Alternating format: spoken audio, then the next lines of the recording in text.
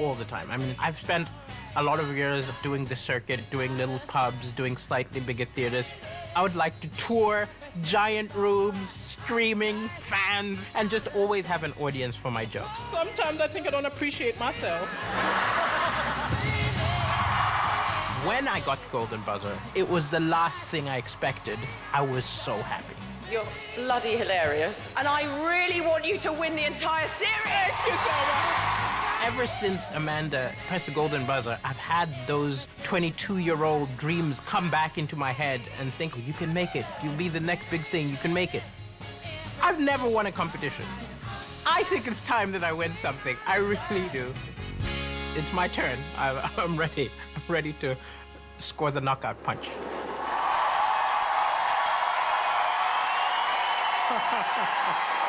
Oh. Thank you for that welcome. And thank you, Amanda, for pushing that buzzer. Ever since you did it, my life has been bonkers. People approaching me on the road saying, well done. But the most common question I get is, you're from where? Is it Mali, Maui? It's Malawi. And if any of you don't know where that is, it's where Madonna adopted all the babies from. That's us. Yeah, you're jealous. I do miss my little brother.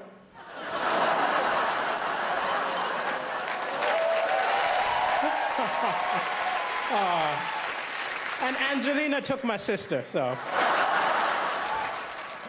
I've been in the UK a while. I was tricked into moving here.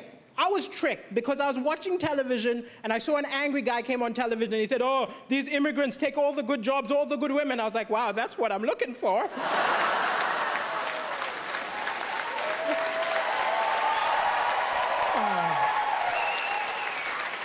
Sometimes comedy, it's hard to laugh sometimes because the news is full of depressing stuff. But I think the thing is, it's misleading because amazing things happen every day, little acts of kindness, but they don't report it. They put it on page 10, they open with the doom and gloom. If the BBC News was a mate of yours, you'd never go over. Look, I'm not going to that depressing barbecue. I'm gonna hang out with Cartoon Network.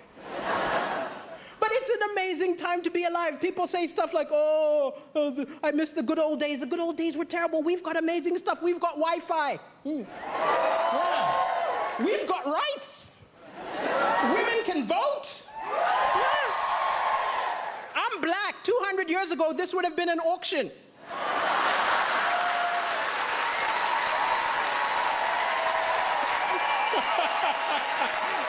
We've come a long way, that's all I'm saying.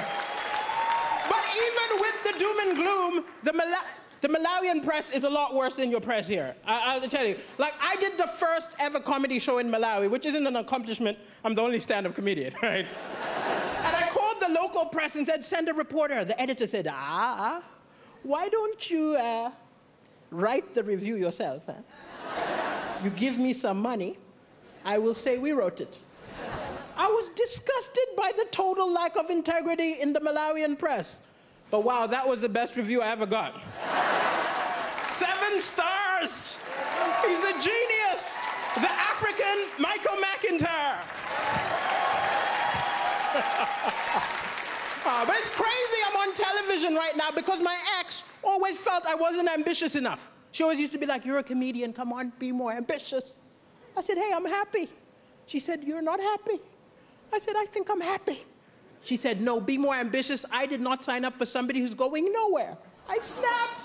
I told her, look, you knew I wasn't ambitious the day we met. Of all the women in the bar, I approached you.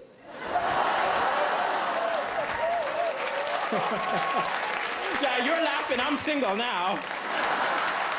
And I am looking for love, I'll admit. I'm looking for love. You know, got to get that citizenship, you know. But it's hard to date on a budget. I remember going for a date and the woman made a lot more money than me, which isn't a problem. We're in the 21st century, but I was ashamed. I remember the waiter came up, assumed I was going to pay. Put the bill in front of me, I had to go, I'll get the next one. I felt so pathetic watching her pay. I wanted so badly to be part of the transaction. So I just took the change. I don't understand the British. I saw a beautiful British woman looking at a mirror upset. I said, what's going on? She said, can't you see? It's a fat mirror. I said, what do you mean the mirror's fat? She said, this mirror makes me look fatter than I really am. I said, wow, I think my eyes have the same problem.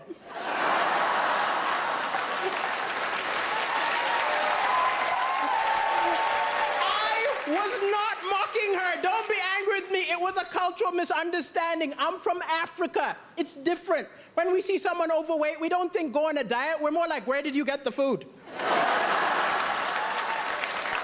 I think we gotta follow her home. Thank you, ladies and gentlemen. It's been a pleasure. Thank you.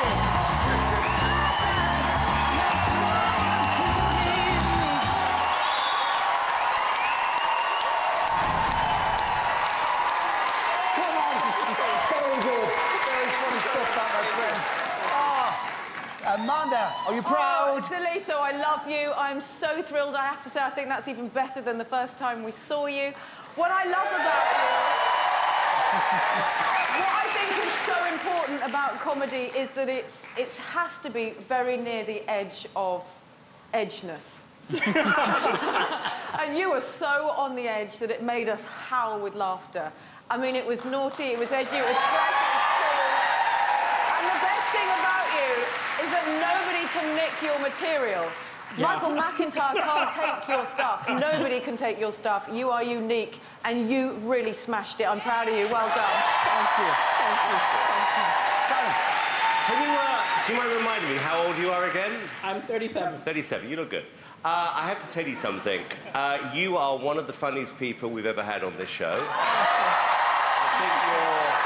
I love the fact you are so fantastically non-PC. Yes!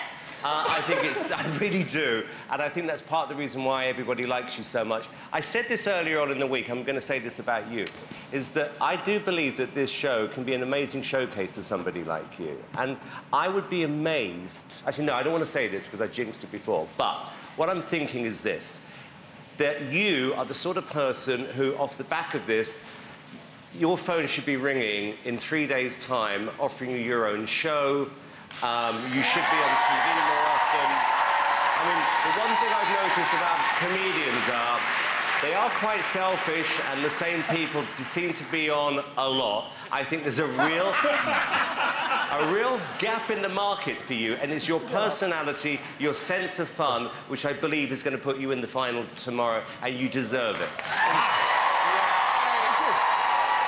I second that. I pray people pick up the phone and put you in the final.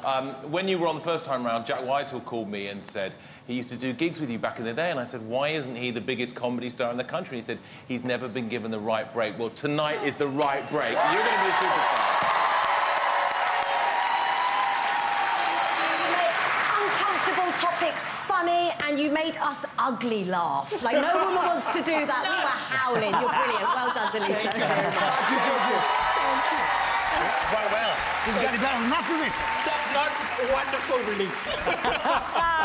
Fabulous, brilliant. fabulous. Well done, If you want to see Daliso, stay in the hub for the Royal Variety and come back here for the final. Call 0902 044 24 04 from a landline, from your mobile, call 644 24 04 or vote by the app. But not yet, voting doesn't start until the last act has been phoned. One more time, let's hear it for Daliso Chaponda!